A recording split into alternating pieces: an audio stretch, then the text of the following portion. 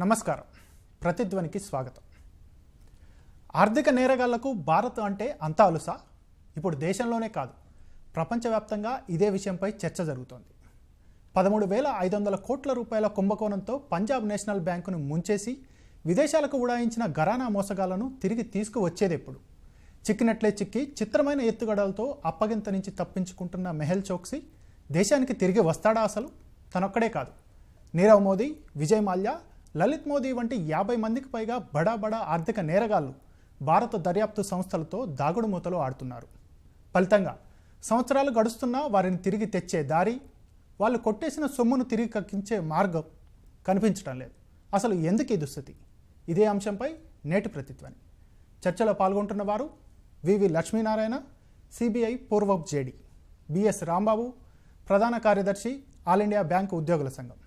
ముందుగా లక్ష్మీనారాయణ గారు, దేశంలో వ్యవస్థలను మోసగించి ఉడాయించిన వారికి ఇతర దేశాలు ఎందుకు స్వర్గధామంలా కనిపిస్తున్నాయి?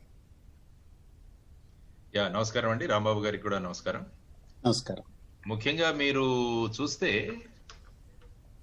మన దేశంలో అనేక ఘరానా మోసాలు చేసి ఇతర దేశాల్లో వెళ్ళి తలదాచుకుంటున్నారు చాలా మంది. వీళ్ళు లిస్టు చూస్తే మీకు చాలా పెద్ద లిస్టే మీకు అనిపిస్తుంది. మీరు చెప్పినట్టు నీరవ్ మోడీ, మెహుల్ చోక్సీ, విజయ్ మల్యా, తర్వాత మీరు ఈ నేహల్ మోడీ, పూర్వీ మోడీ, తర్వాత అనేక మంది ఈ విధంగా ఉన్నారు. బన్సాలి ఫ్యామిలీ వాళ్ళు, వీళ్ళంతా ఆదిత్య నానవటి అని, వీరందరూ కూడా ఆ దేశాలకు వెళ్ళి అక్కడ ఆశ్రయం పొందుతున్నారు.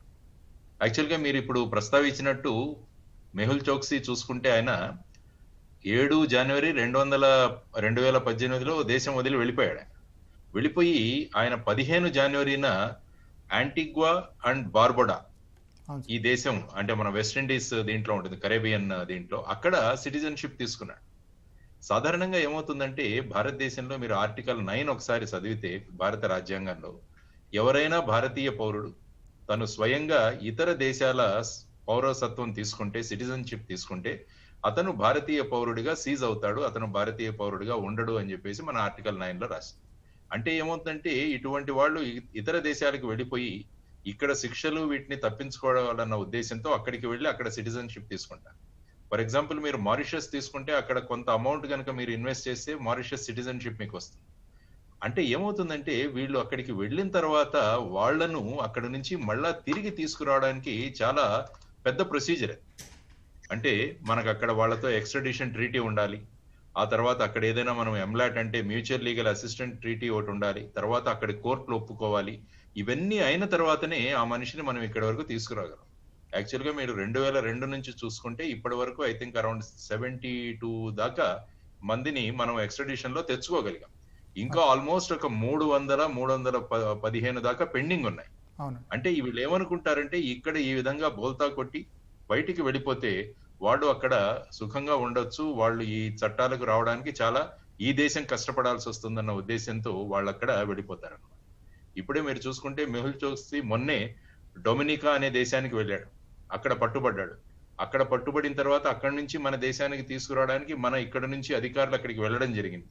కానీ అక్కడ మెహుల్ చోక్సీ యొక్క లాయర్ వాదించడం ఏంటంటే ఇతను భారతీయ పౌరుడే కాదు, అందువల్ల ఇతన్ని అక్కడ పంపించే ప్రశ్నే ఉండదు, మీరు ఇతను ఎవరో ఇతన్ని ఇక్కడికి పట్టుకొచ్చారు, ఇతన్ని యాక్చువల్ గా ఎక్స్ట్రాడైట్ చేయాలంటే అతను మళ్ళా యాంటిగ్వా బార్బడాకు వెళ్ళాలి, కానీ మీ దేశానికి అధికారం లేదు అని చెప్పేసి అక్కడ వాదనలు జరిగాయి.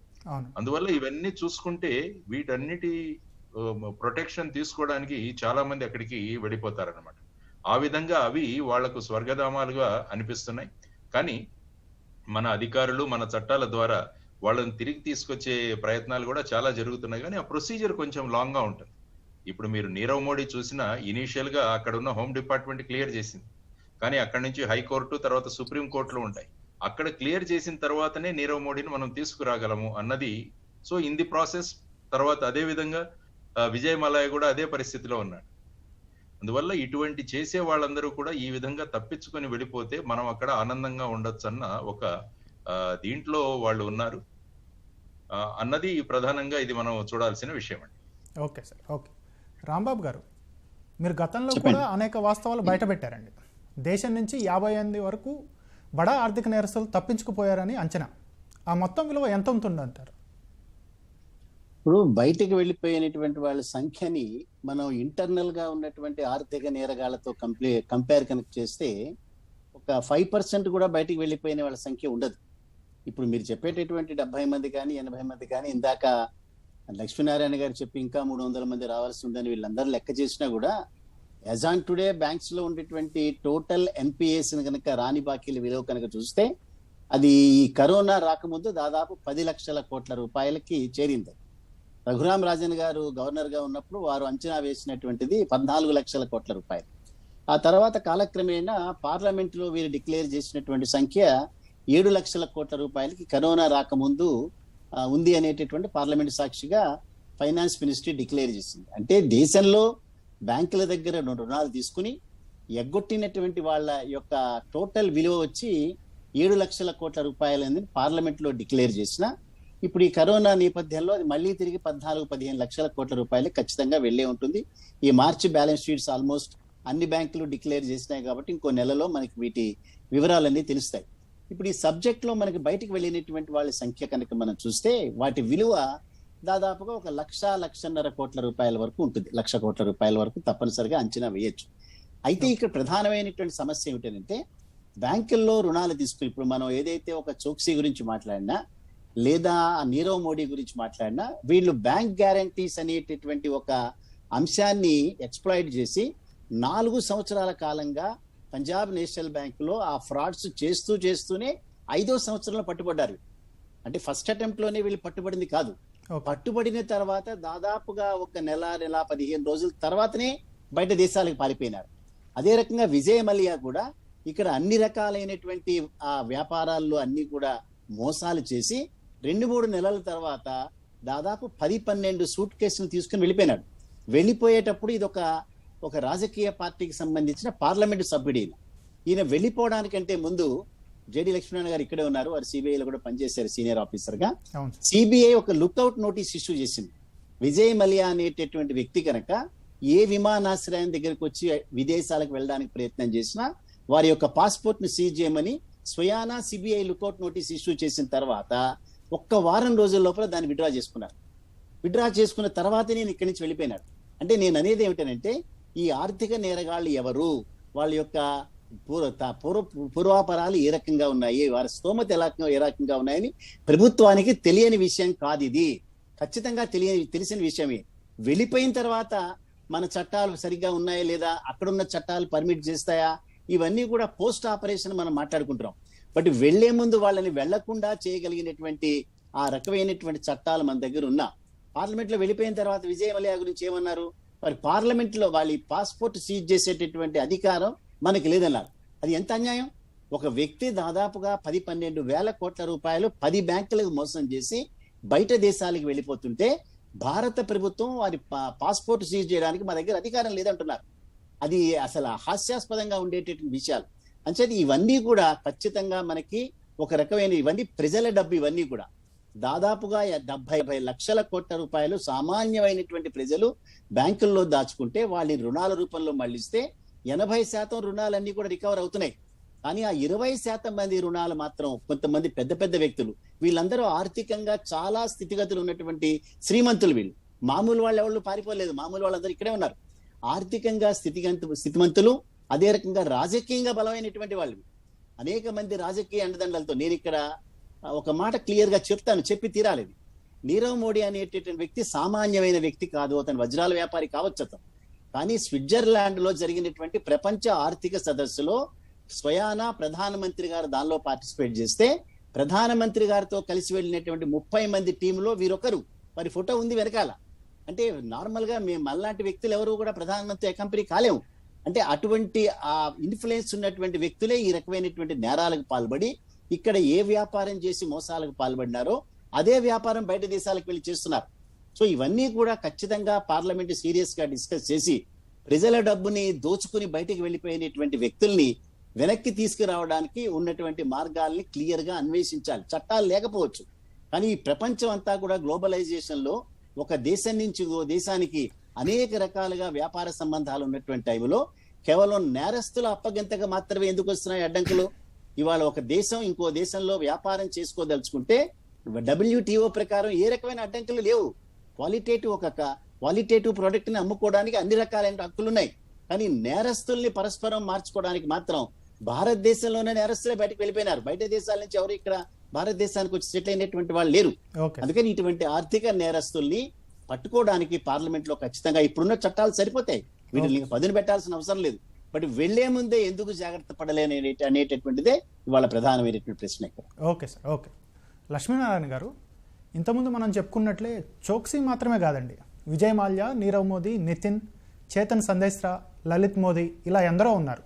ఏళ్ళు గడుస్తున్నా కానీ వీళ్ళని ఎందుకు తిరిగి భారత్కు రప్పించలేకపోతున్నాం? అసలు సమస్య ఎక్కడుందండి? వీళ్ళను వెనక్కి తెప్పించాలంటే ఏమవుతుందంటే వీళ్ళు వెళ్ళి ఇతర దేశాల్లో ఉండడం వల్ల మనకున్న మార్గం ఏంటంటే ఈ ఎక్స్ట్రడిషన్ యాక్ట్ అనేది ఏదైతే ఉందో దాని ద్వారా వీళ్ళను తీసుకురావాలి.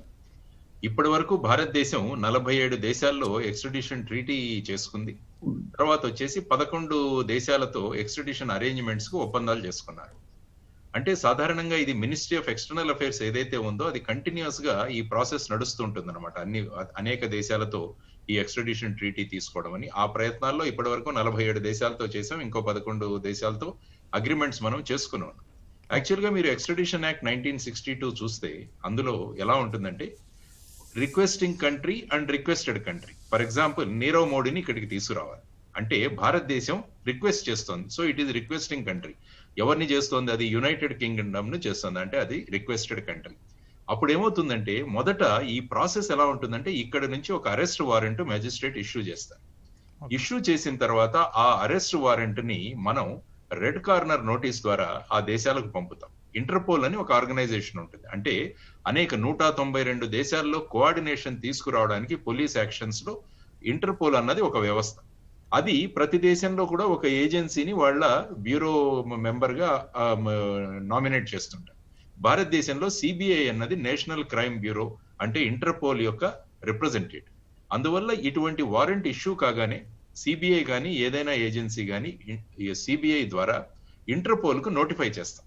వాళ్ళు ఈ రెడ్ కార్నర్ నోటీస్ ఇష్యూ చేస్తారు, అంటే అన్ని దేశాలకు వాళ్ళు ఒక వార్నింగ్ లాగా ఇస్తారన్నమాట, ఒక సిగ్నల్ లాగా ఇస్తారు. అంటే ఈ వ్యక్తి మీద ఈ విధమైన వారెంట్ ఇష్యూ అయింది కాబట్టి ఎవరైనా అతన్ని అరెస్ట్ చేస్తే ఇమీడియట్ గా ఇంటర్పోల్ ద్వారా భారతదేశానికి తెలియజేయబడుతుంది అనమాట.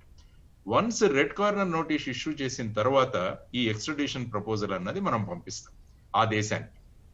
ఇంకోటి ముఖ్యంగా ఇందులో చూడాల్సింది ఏంటంటే మన దేశంలో ఆ వ్యక్తి చేసిన నేరం ఏదైతే ఉందో అది అక్కడి చట్టాల్లోనూ నేరంగా గుర్తించబడాలి, మన దగ్గర నేరంగా గుర్తించబడాలి. దీన్ని డ్యూయల్ క్రిమినాలిటీ అంటారు యాజ్ పర్ ఎక్స్ట్రడిషన్ యాక్ట్. కాబట్టి ఇవన్నీ చూసిన తర్వాత పెద్ద డాక్యుమెంటేషన్ తయారు చేయాలి మనం. ఎందుకు మనల్ని ఇతన్ని ఇక్కడికి రావాలనుకుంటున్నాము, ఎందుకు ఏ కేసుల్లో ఉన్నాడు, ఈ కేసులన్నింటినీ కూడా మనం పెద్ద డాక్యుమెంట్ తయారు చేసుకుని వాళ్ళకి ఇవ్వాలి. ఆ తర్వాత అక్కడి వాళ్ళు అనేక విధాలు మమ్మల్ని చేస్తే అక్కడ టార్చర్ చేస్తారు, అక్కడ జైళ్లు సరిగా లేవు. విజయ్ మల్లాయ చూస్తే మీరు అనేక ఇది ఆయన పెట్టాడు, అక్కడికి వెళ్తే నా right to freedom of expression ఇవన్నీ కూడా పోతాయి కాబట్టి నన్ను ఇవ్వకండి. ఈ విధమైన అనేక ఆర్గ్యుమెంట్స్ తీసుకొచ్చి వాళ్ళు ఏం చేస్తారంటే దీన్ని డిలే చేయడానికి ప్రయత్నిస్తారు. అందువల్ల ఇప్పుడు ప్రభుత్వం ఏం చేసిందంటే ఈ డిలేను ఇది చేయడానికి ఒక కొత్త చట్టాన్ని ఒకటి మనం తీసుకొచ్చాం. ఆ చట్టం పేరేంటంటే ఫ్యూజిటివ్ ఎకనామిక్ అఫెండర్స్ యాక్ట్ 2018. అంటే కోర్టులు ఏం చేస్తాయంటే వీళ్లను ఫ్యూజిటివ్ క్రిమినల్స్ గా డిక్లేర్ చేస్తాయి. అంటే వీళ్ళు ఈ దేశం నుంచి పారిపోయి ఇతర దేశాల్లో తలదాచుకున్న వాళ్ళు అని చెప్పి కోర్టు డిక్లేర్ చేస్తుంది. కోర్టు డిక్లేర్ చేసిన తర్వాత వాళ్ళ ప్రాపర్టీస్ ఏవైతే ఇక్కడ ఉన్నాయో వాటిని మనం ఐడెంటిఫై చేసి వాటిని ఆక్షన్ చేస్తాం. కాబట్టి మొన్నే మీరు చూసుకుంటే విజయ్ మల్లాయకు చెందిన 5,600 కోట్లు అతని ప్రాపర్టీస్ ఇక్కడ ఏమైతే ఉన్నాయో వాటిని ఆక్షన్ చేయడానికి కోర్టు పర్మిషన్ ఇచ్చింది. పంజాబ్ నేషనల్ బ్యాంక్ వాళ్ళకి ఇది ఇవ్వడం జరిగింది. తర్వాత ఈ బ్యాంక్స్ కన్సార్షియం ఏదైతే ఉందో అవన్నీ చూసి ఈ ప్రాపర్టీస్ ని ఆక్షన్ చేసి వాళ్ళు రికవర్ చేసి వీళ్ళు ఏ విధంగా భారతదేశ ఎకనామిక్ వ్యవస్థని, ఆర్థిక వ్యవస్థను వాళ్ళు నష్టపడేటట్టుగా చేశారో, ఇందాక రాంబాబు గారు చెప్పినట్టు 1,75,000 కోట్ల దాకా వీళ్ళు పరిగెత్తి బయటికి ఫిజిటివ్స్ గా ఉన్న వాళ్ళు నష్టాలు చేకూర్చారు. కాబట్టి వాళ్ళ ప్రాపర్టీస్ ని ఆక్షన్ చేసి వాటిని మనం రికవర్ చేసే ప్రయత్నాలు జరుగుతున్నాయి అన్నమాట. అంటే ఒకవైపు ఎక్స్ట్రడిషన్ ప్రయత్నాలు జరుగుతున్నాయి, ఇంకొకటి ఈ ఫ్యూజిటివ్ అఫెండర్స్ యాక్ట్ కింద వాళ్ళ ప్రాపర్టీస్ ని ఐడెంటిఫై చేసి మనం అటాచ్. కాబట్టి ఈ అన్ని రకాలుగా ఈ విధంగా చర్యలు తీసుకోవడం వల్ల రాబోయే కాలంలో ఎవరైనా ఇటువంటివి చేయాలనుకున్నా వాళ్ళ మీద ఎఫెక్టివ్ గా మనం చేయడానికి, తర్వాత వాళ్ళ ప్రాపర్టీస్ ని ఐడెంటిఫై చేయడానికి ఈ ఎక్స్ట్రడిషన్ అన్న ప్రాసెస్ ని కూడా మనం కొంచెం వేగవంతం చేయాలన్నది చాలా ముఖ్యమైన విషయం. కానీ మీరు ఇతర దేశాలు చూసుకుంటే అక్కడ ఉన్న రాజ్యాంగంలో ఉన్న ఏవైతే అక్కడి సిటిజన్స్ కున్న ఫండమెంటల్ రైట్స్ ఉన్నాయో వాటికి చాలా ప్రాధాన్యం ఇవ్వబడుతుంది. అందువల్ల ఇది అప్ టు సుప్రీం కోర్టు కూడా తీసుకువెళ్తారు అక్కడ. కాబట్టి it's a time consuming process. అందువల్ల ఇవన్నీ పడడం కన్నా మేము సూచన ఏం చేసింటే బ్యాంకింగ్ వ్యవస్థలో ఎక్కడైనా ఈ రెడ్ ఫ్లాగ్స్ అన్నవి రాగానే ఇమీడియట్ గా యాక్షన్ అక్కడ మొదలవుతే ఏమవుతుందంటే వీళ్ళు పరిగెత్తిపోవడం, మళ్ళా వాళ్ళని తీసుకురావడం, ఈ ప్రాసెస్ లో అంతా కూడా అయ్యే టైం వేస్ట్, ఇదంతా కూడా మనం నిరోధించవచ్చు అన్నది కూడా మనం ఆలోచించాల్సిన విషయం. Okay sir, okay. రాంబాబు గారు, ఇప్పుడు ఇన్ని వేల కోట్లు దోచుకొని పారిపోయిన ఆర్థిక నేరగాళ్లను తిరిగి తెచ్చే వరకు ఆ రుణాలు ఎన్పిఎల్గా పడి ఉండాల్సిందేనా అండి? రాబట్టే మార్గాలు ఏమైనా ఉన్నాయా అసలు? అంతే కదండి. ఇప్పుడు సిస్టమ్ లో ఈ దేశంలో ఇండస్ట్రీ సిక్ అయినా ఏమో కానీ ఒక్క ఇండస్ట్రియలిస్ట్ కూడా సిక్ అవ్వలేదు. సో మెనీ ఇండస్ట్రీ సిక్ అయినాయి. సిక్ అయినటువంటి ఇండస్ట్రీకి సంబంధించినటువంటి అవుట్ స్టాండింగ్ బ్యాలెన్స్ రికవర్ చేసుకోవడానికి బ్యాంకుల ముందు ఉన్నటువంటి ఆప్షన్స్ ఏమున్నాయి? లిటిగేషన్, కోర్టులకు వెళ్ళి దాని మీద ముందుగా వచ్చేటప్పటికి ఒక రకమైన సిస్టము, ఇంకో రకమైన కోర్టు. అన్లెస్ దాన్ని కనుక ఇది చేయకపోతే అనేక రకాలైనటువంటి లూప్ హోల్స్ ని వారు దాన్ని చేసుకుని, ఇప్పుడు మన భారతదేశం చట్టం ప్రధానంగా ఒక చిన్న ఒక వాక్యం మీద డిపెండ్ అయి ఉంది. అదేంటంటే ఫస్ట్ స్టార్టింగ్ లోని ప్రిఫేస్ లో కూడా చూస్తే 100 accused may be freed but 1 innocent should not be punished. చాలా విస్తృతమైనటువంటి ఈ బెనిఫిట్ ఆఫ్ డౌట్ ప్రాసెస్ చేసేటటువంటి దాంట్లో తయారు చేసింది. ఆ మిషన్ మీద అందరూ దానిలో ఎస్కేప్ అయిపోతూనే ఉన్నారు. మనం ఒక ఇన్నోసెంట్ ని పనిష్ చేయకూడదు అనేటటువంటి దాంట్లో ప్రతి ఒక్క వ్యక్తి ఇన్నోసెంట్ గానే దాన్ని, నాకు వ్యాపారంలో నష్టాలు వచ్చినాయి లేదా ఎక్స్పోర్ట్ పాలసీ ఏదైతే భారత ప్రభుత్వానికి ఉంది దానివల్ల నష్టపోయినాను, అనేక కారణాలు చూపించి బ్యాంకుల దగ్గర నుంచి ఎగ్గొట్టినటువంటి వ్యక్తులు ఎవరైతే ఉన్నారో వాళ్ళ పేర్లు కూడా ఇంతవరకు కూడా భారత ప్రభుత్వం డిక్లేర్ చేయటం లేదు.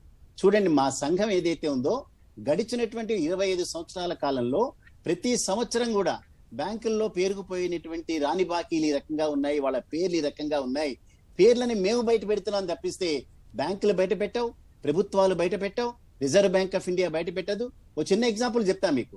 ప్రశాంత్ భూషణ్ గారు మన సుప్రీం కోర్టులో దీని మీద ఒక సూట్ ఫైల్ చేసి కనీసం 500 కోట్ల రూపాయలు పైబడినటువంటి వ్యక్తుల యొక్క పేర్లు చెప్పాలి బయటికి, ప్రజలకు తెలియాలి. ఎందుకని? ఈ డబ్బు అంతా కూడా ప్రజలకు సంబంధించిన డబ్బు. ప్రజలు దాచుకున్నటువంటి డబ్బును రుణాలుగా మళ్లించిన బ్యాంకింగ్ ఇండస్ట్రీలో పేరుకుపోయినటువంటి రాని బాకీలకు సంబంధించిన వ్యక్తుల పేర్లని బహిర్గతం చేయమని చెప్పి, అది కూడా 500 కోట్ల రూపాయలు పైబడిన వ్యక్తులకి సుప్రీం కోర్టు వెళ్తే supreme court reserve Bank of ఇండియాకు ఒక నోటీస్ ఇచ్చింది ఆ వ్యక్తుల పేర్లు చెప్పమని. సుప్రీం కోర్టుకి రిజర్వ్ బ్యాంక్ ఇచ్చినటువంటి ఇన్ రైటింగ్ పాలసీ ఏంటంటే, రిజర్వ్ బ్యాంక్ లో కోడ్ ఆఫ్ సీక్రెసీ అనేటటువంటి చట్ట ప్రకారం మేము ఒక్కరి పేరు కూడా మీరు బయట పెట్టడానికి వీలు లేదు అని చెప్పారు. చెప్తే సాక్షాత్తు ప్రధాన న్యాయస్థానం కూడా అయితే ఒక సీల్డ్ కవర్ లో పెట్టి నాకు ఇమ్మని చెప్పారు తప్పిస్తే అసలు ఈ చట్టమే తప్పిది, దీన్ని పక్కన పెట్టండి. ప్రజల దగ్గర నుంచి తీసుకున్నటువంటి డబ్బుని మోసగించినటువంటి వ్యక్తులు పేర్లు ఎందుకు చెప్పకూడదండి?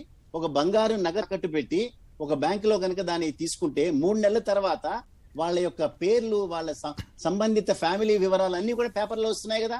మరి దీనికి మనం వచ్చిన అడ్డంకి ఏమిటి? అయినా సరే సుప్రీం కోర్టు ఆ క్లోజ్డ్ కవర్ లో పేరు తీసుకుని తప్పిస్తే ఇంతవరకు వాటిని నోచుకోలేదు.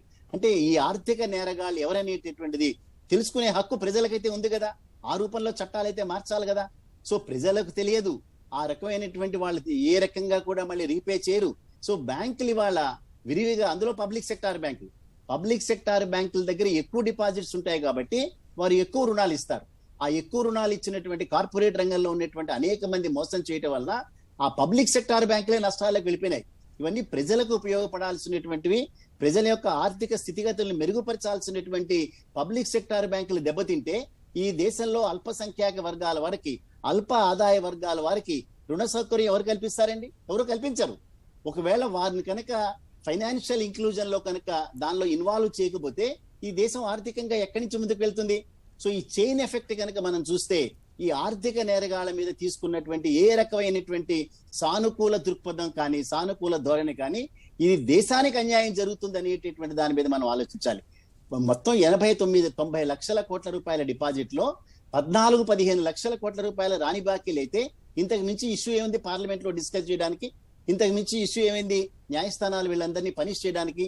మీరు ఆశ్చర్యపోతారు, ఇంతవరకు కూడా ఇవన్నీ కూడా సివిల్ ప్రొసీజర్ కోడ్ లో ఇవన్నీ ఈ నేరస్తులందరినీ కూడా విచారిస్తున్నారు తప్పిస్తే క్రిమినల్ ప్రొసీజర్ కోడ్ ఇంతవరకు అప్లై చేయలేదు. ఇది క్రిమినల్ గా కన్వర్ట్ చేయడానికి అర్హమైనటువంటి కేసు.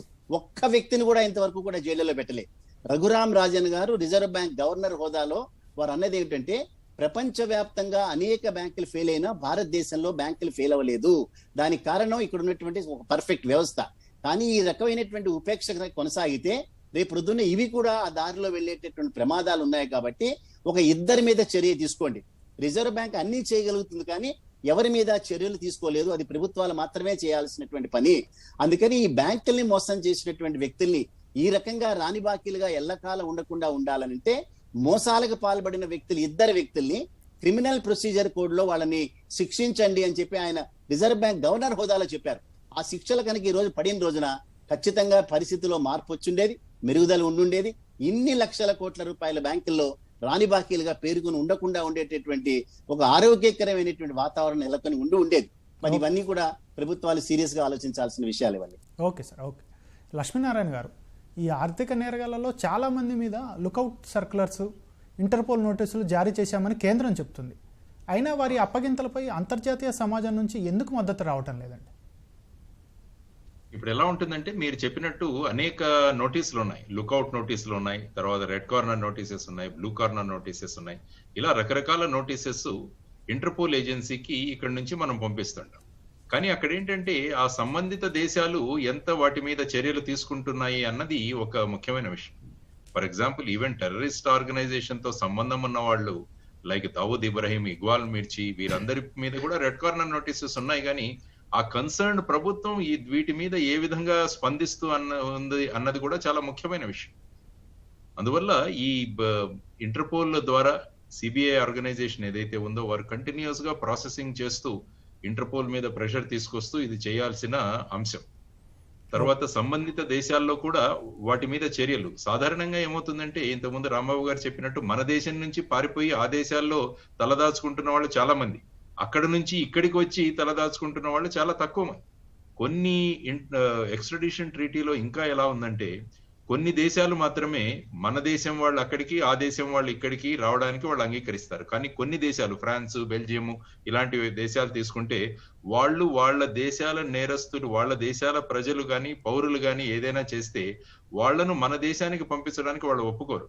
మీ దగ్గర ఏదైనా చర్యలు చేయాలంటే ఆ కేసు అంతా మా దగ్గరికి పంపించండి, మేము అక్కడ కోర్టులలో నడిపించి ఇన్ కేసు వాళ్ళకి శిక్ష పడితే వాళ్ళకు శిక్ష అక్కడే అమలయ్యేటట్టు చూస్తామని చెప్తారు తప్ప వాళ్ళను మన దగ్గరికి పంపించడానికి వాళ్ళ సుముఖం లేదనమాట. కాబట్టి ఇలా ఈ ఎక్స్ట్రాడిషన్ ట్రీటీస్ లో కూడా రెండు డిఫరెంట్ ఇవిగా ఉన్నాయి.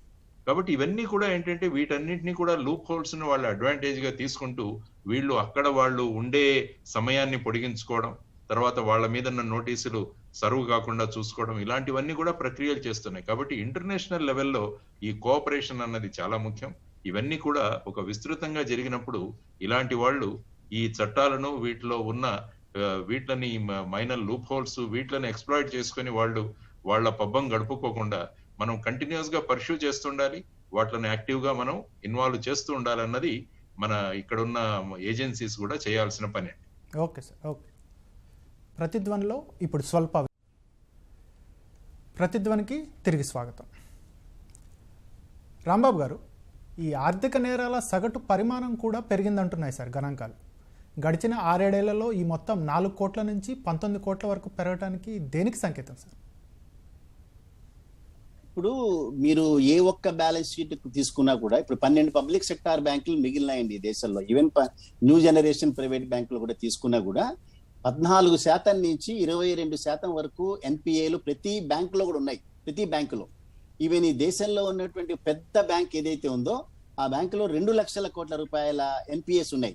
అంటే ఎన్పిఏలు ఎక్కడైతే బ్యాంకింగ్ వ్యాపారం జరుగుతుందో అక్కడ రాని బాకీలు ఉండటం సహజమే. కానీ ఇంత పెద్ద ఎత్తులో పబ్లిక్ సెక్టార్ రంగంలో పేరుకుపోయినటువంటివి ఇవి ఏ దేశంలో కూడా ఉండవు, మన దేశంలోనే ఉన్నాయి. పబ్లిక్ సెక్టార్ రంగ బ్యాంకులు ఏ దేశంలో కూడా లేవు, మన దేశంలోనే ఉన్నాయి. బట్ దీనిలో ఇంత పెద్ద విరివిగా ఇచ్చిన రుణాల వల్ల వీటి పరిమాణం చాలా పెద్దదిగా దినదినాభివృద్ధి చెందుతూ ఎక్స్పాండ్ అవుతోంది. ఇప్పుడు భారత ప్రభుత్వం ప్రైవేటైజేషన్ ప్రక్రియని కొనసాగించాలని చూస్తోంది. బట్ ఈ ప్రైవేటైజేషన్ ప్రక్రియలో ఇంత నాన్ పర్ఫార్మింగ్ అసెట్స్ పేరుకుపోయినటువంటి బ్యాంకుల్ని పర్చేజ్ చేయాలన్నా కూడా ఎవరో ఒకళ్ళు ముందుకు రావాలి కదా, అంత ఈజీ కాదు కదా. అందుకని ఒక బ్యాడ్ బ్యాంక్ అనేటటువంటి దాన్ని పెడతారట. ఈ ఎన్పిఐలు అన్ని కూడా బ్యాడ్ బ్యాంక్ కి ట్రాన్స్ఫర్ చేస్తారట. ఆ బ్యాడ్ బ్యాంక్ లో క్యాపిటల్ ఎవరు పెడతారు? ప్రభుత్వాలే పెట్టాలి, మళ్ళీ ప్రైవేట్ పీపుల్ కాదు. సో ఆ చివరికి లక్షల కోట్ల రూపాయలు బ్యాడ్ బ్యాంక్ ట్రాన్స్ఫర్ చేస్తే అవి ఎక్కడి నుంచి మళ్ళీ రికవర్ చేయాలి? అవన్నీ కూడా రికవర్ అవ్వవు. ఈ రూపంలో కూడా మీరు ఆలోచిస్తే ఇదే విజయ మల్యాకి సంబంధించినటువంటి 4,000 కోట్ల రూపాయలు ఒక బ్యాంక్ టెక్నికల్ గా రైట్ ఆఫ్ చేసింది అక్కడి నుంచి. అంటే ఏమిటి? ఇది ఇంకా రికవర్ అవ్వదు, ఇది మేము లీగల్ గా దీన్ని రికవర్ చేసుకుంటాం. ఈ లోపల బ్యాలెన్స్ షీట్స్ లో మాత్రం ఇవి చూపించమని చెప్పి పక్కన పెట్టేశారు. ఇవి చివరికి ఏం చేస్తారు? ఎవరికి ప్రపంచానికి తెలియకుండా ఏదో ఒక రోజున రైట్ ఆఫ్లు అయిపోతాయి. ఈ దేశంలో రైట్ ఆఫ్ అయినటువంటి అమౌంట్ కనుక మనం చూస్తే as on today public sector రంగ బ్యాంకులు స్థాపించిన దగ్గర నుంచి as on today reserve bank ఇచ్చినటువంటి లెక్కల ప్రకారం చూస్తే 24 లక్షల కోట్ల రూపాయలు రైట్ ఆఫ్ అయిపోయినాయి ఈ ఇండస్ట్రీ ఇచ్చి. అంటే ఇవాళ ప్రజల దగ్గర నుంచి తీసుకున్నటువంటి ఈ ఇంట్రెస్ట్ ఏదైతే ఉందో అది ప్రాఫిట్ రూపంలో గవర్నమెంట్ కి వెళ్లాల్సినటువంటి మనీ అంతా కూడా వీళ్ళని రైట్ ఆఫ్ చేయడంలోనే సరిపోయినాయి ఇవన్నీ కూడా. అంచేత వీటి పరిమాణం రోజు రోజుకి పెరుగుతున్నటువంటి నేపథ్యంలో ఇన్ని చట్టాలు పట్టుకొచ్చినా కూడా ఈ చట్టాల వల్ల ఏ రకంగా కూడా ప్రయోజనం కలిగినప్పుడు మా దగ్గర నుంచి కొన్ని సలహాలు చెప్పాం. ఏమిటి మేము సలహా చెప్పింది? అది ఇవి కలెక్టివ్ రెస్పాన్సిబిలిటీ కాదు, ఇండివిజువల్ రెస్పాన్సిబిలిటీగా ఫిక్స్ చేయండి.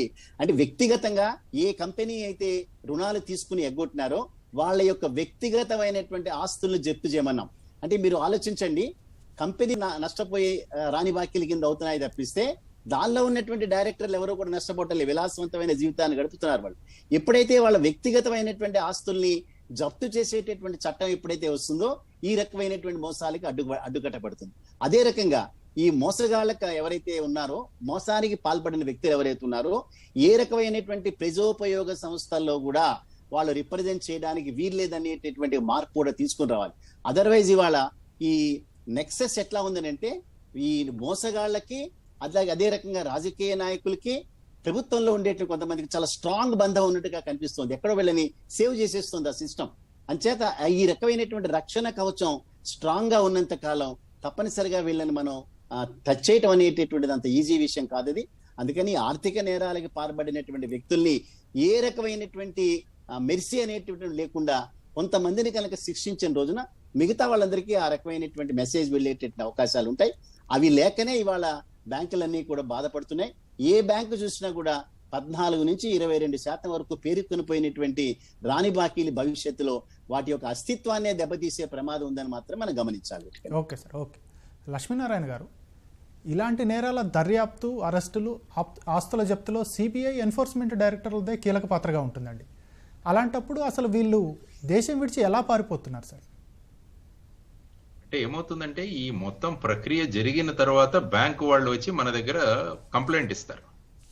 అంటే ఈ విధంగా ఫర్ ఎగ్జాంపుల్ మెహుల్ చోక్సీ తీసుకుంటే 13,600 కోట్లు పంజాబ్ నేషనల్ బ్యాంకులో ఉన్న అధికారులతో కుమ్మక్కయి అతను ఏ విధంగా బ్యాంకులోంచి డబ్బులు ఏ విధంగా తీసేశాడని ఆ తర్వాత వాళ్ళ విజిలెన్స్ ఎంక్వైరీ కానీ ఆర్ ఏదైనా ఒక vigilance commissioner enquiry are internal vigilance లో బయటపడిన తర్వాత అప్పుడు మనకి ఇస్తున్నారు.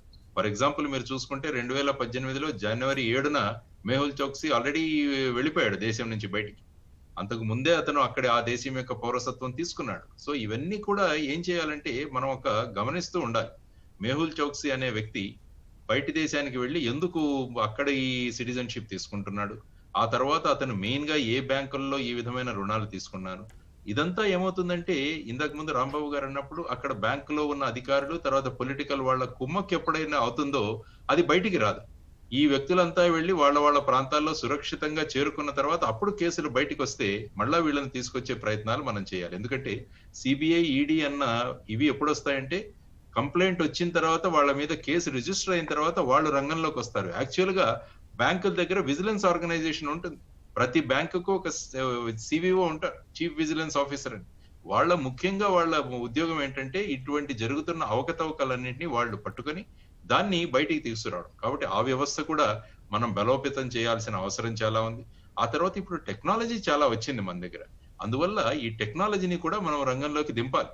ఇప్పుడు ఫర్ ఎగ్జాంపుల్ మీరు ఇన్కమ్ ట్యాక్స్ లో చూస్తే ఫేస్లెస్ ఆడిట్ అని చెప్పేసి వాళ్ళు మొదలు పెట్టారు అక్కడ. అంటే వ్యక్తులు ఎవరున్నా వాళ్ళ సంబంధం లేదు, ఆర్టిఫిషియల్ ఇంటెలిజెన్స్ ద్వారా వాళ్ళు సిస్టమ్స్ తయారు చేసి ఈ ప్రాసెస్ ను వాళ్ళు మానిటర్ చేస్తున్నారు. అదే విధంగా బ్యాంకులలో ఎస్పెషల్లీ హై ఎండ్ లోన్స్ ఏవైతే ఇస్తున్నారో వాటన్నిటినీ కూడా మనం ఫేస్లెస్ లాగా చేసి, అంటే అక్కడ సబ్మిట్ చేసిన పేపర్స్ ఇవన్నీ కూడా ఎక్కడో వేరే చోట దాని ప్రాసెసింగ్ కనుక మనం చేయగలిగితే ఇక్కడ బ్యాంక్ అధికారులు కుమ్మక్కైనా కూడా అది త్వరగా మనం బయటికి తీసుకురావడానికి కూడా అవకాశం ఉంటుంది అనమాట. ఎందుకంటే వాళ్ళు మార్టిగేజ్ చేయాలి, ఆ ప్రాపర్టీస్ ఉన్నాయా లేవా అన్నవి వెరిఫికేషన్స్ అవ్వాలి.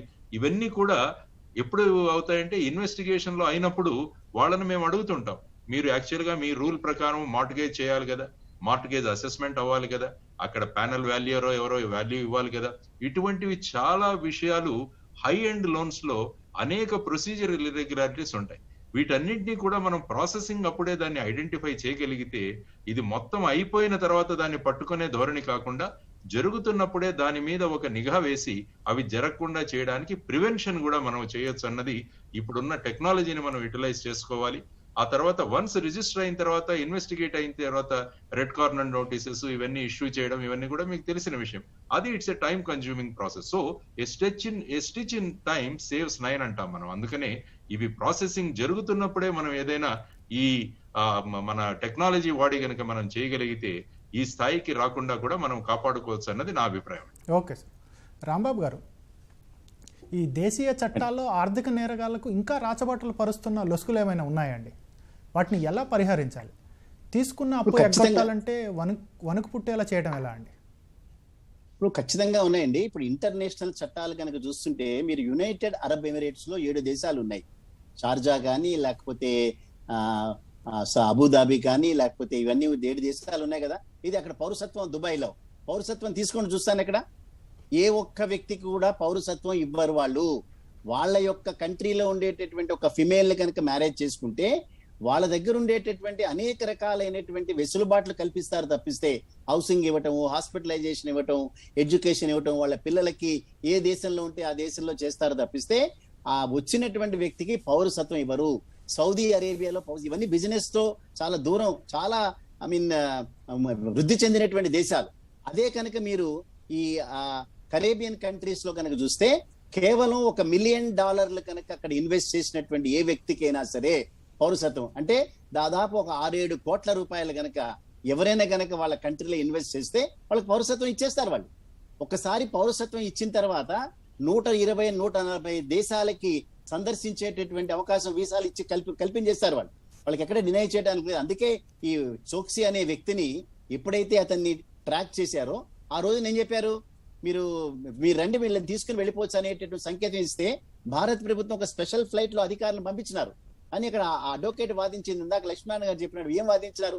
అసలు మీ పౌరుడే కానప్పుడు ఈ ఇంకో దేశానికి పౌరుడైనప్పుడు ఏ రకంగా వెళ్తారంటే మళ్ళీ ఉత్త చేతుల్లో వెనక్కి తిరిగి వచ్చారు. అందుకని ఇవన్నీ దేశాల మధ్యలో మాత్రం తప్పనిసరిగా వీటి మీద చర్చ జరగాలి. పౌరసత్వం అనేటటువంటిది ఆటోమేటిక్ గా అందులో నేరగాళ్ళని తెలిసి కూడా పౌరసత్వం ఇవ్వటం అనేటటువంటిది ఇది తప్పనిసరిగా ఇప్పుడున్నటువంటి పరిస్థితుల్లో ఈ కంట్రీస్ కి ఉపయోగపడేటటువంటిది కాదు అనేటటువంటి వాదన చేయాలి. రెండోది వచ్చేటప్పటికి ఇంటర్నల్ గా మనకి 6 రకాలైనటువంటి ఆడిట్స్ ఉన్నాయి. అంటే ఒక అడ్వాన్స్, అది ఎంతైనా అమౌంట్ కానివ్వండి, ఒక అడ్వాన్స్ కనుక చేయాలంటే ఇంటర్నల్ ఆడిటింగ్ జరుగుతుంది, ఎక్స్టర్నల్ ఆడిటింగ్ జరుగుతుంది, కాంకరెంట్ ఆడిటింగ్ జరుగుతుంది, స్పెషల్ ఆడిట్ జరుగుతుంది, then Reserve Bank of India audit జరుగుతుంది. ఇన్ని రకాల ఆడిట్లు జరిగినా కూడా 4 సంవత్సరాల పైబడి పంజాబ్ నేషనల్ బ్యాంక్ లో 14,000 కోట్ల రూపాయలు ఏ రకంగా ఫ్రాడ్ జరిగింది అనే దాని మీద ఇంతవరకు కూడా సమాధానం లేదు. ఇన్ని రకాల ఆడిట్ జరిగినా కూడా 4 సంవత్సరాల వెలికి తీయలేకపోయినారా? అంటే ఇక్కడ సిస్టమ్ లో ఉన్నటువంటి లోపాలు కాదు, ఆ సిస్టమ్ ని అమలు చేసేటటువంటి ప్రక్రియలో ఉండేటటువంటి లోపాలు, వాటి మీద సరైనటువంటి ఒక అవగాహన లేకుండా ఉన్నాయి కాబట్టి ఇవన్నీ జరుగుతున్నాయి. అంచేత వీటి మీద చాలా సీరియస్ గా డిస్కషన్ చేసి ఎక్కడికక్కడ కనుక మనం వీటి మీద చర్యలు కనుక తీసుకోకపోతే భవిష్యత్తు చాలా అంధకారంలో ఉండే ప్రమాదం మాత్రం తప్పనిసరిగా కనిపిస్తుంది. Okay sir. ఓకే. లక్ష్మీనారాయణ గారు, ప్రస్తుతం పరిణామాలు చూస్తుంటే కేంద్ర ప్రభుత్వం 2018లో ఆర్థిక నేరగాళ్ల ప్రత్యేక బిల్లును తీసుకొచ్చిందని చెప్తున్నారు కదా, అది కొర్రలేని పామే అనుకోవాలంటారండి? అంటే యాక్చువల్ గా ఏమైందంటే ఈ నేరస్తులు ఎప్పుడైతే బయటికి వెళ్ళిపోతారో వాళ్ళని ప్రాపర్టీస్ ని వీటిలను అటాచ్ చేయడానికి ఇది ముఖ్యంగా మనకు ఉపయోగపడుతుంది. ఇందులో ఏం చేశారంటే ఈ యాక్ట్ లో ఫ్యూజిటివ్ ఎకనామిక్ అఫెండర్స్ యాక్ట్ అనే 2018లో ఒక ఫ్యూజిటివ్ అఫెండర్, ఎకనామిక్ అఫెండర్ అంటే ఎవరు అన్నదాన్ని డెఫినేషన్ ఇచ్చారు. అందులో ముఖ్యంగా ఏమన్నారంటే క్రిమినల్ ప్రాసిక్యూషన్ అంటే మన దేశాల్లో చర్యలు జరుగుతాయని ఇక్కడి నుంచి పారిపోయిన వాళ్ళు, తర్వాత అబ్రాడ్ లో ఉంటూ విదేశాల్లో ఉంటూ మన దేశాల ప్రాసిక్యూషన్ కోసం వాళ్ళు సహకరించకపోవడం, ఈ ఇద్దరిని ఈ ఫ్యూజిటివ్ ఎకనామిక్ అఫెండర్స్ గా చేస్తారు. అందువల్ల ఈ ఇన్వెస్టిగేటింగ్ ఏజెన్సీ ఏదైతే ఉందో అది సంబంధిత కోర్టులో ఒక అప్లికేషన్ వేస్తుంది, వీళ్ళను ఫ్యూజిటివ్ ఎకనామిక్ అఫెండర్ గా మీరు డిక్లేర్ చేయండి అని. చేసినప్పుడు వాళ్ళు ఇస్తారు. ఇప్పుడు మీరు చూసుకుంటే నీరవ్ మోడీ జూలై 2018 ఆయన ఫ్యూజిటివ్ అఫెండర్ గా డిక్లేర్ చేశారు.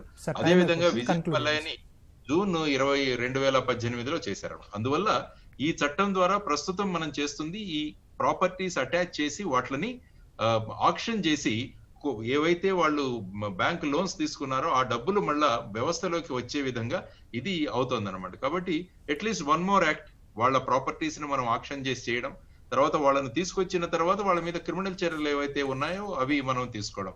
కాబట్టి ఈ రెండింటికి ఈ చట్టం కూరలేని పాము అనకపోవచ్చు, కానీ it is one of the action that is initiated. వీళ్ళ ప్రాపర్టీస్ ని ఆక్షన్ చేసి మళ్ళా ప్రజల డబ్బు మళ్ళా తిరిగి తీసుకురావడానికి ఒక మాధ్యమం లాగా దీన్ని ఉపయోగిస్తారు. Okay sir, okay, thank you sir. చర్చలో పాల్గొన్న లక్ష్మీనారాయణ గారికి, రాంబాబు గారికి ధన్యవాదాలు. ఇది నేటి ప్రతిధ్వని. నమస్కారం.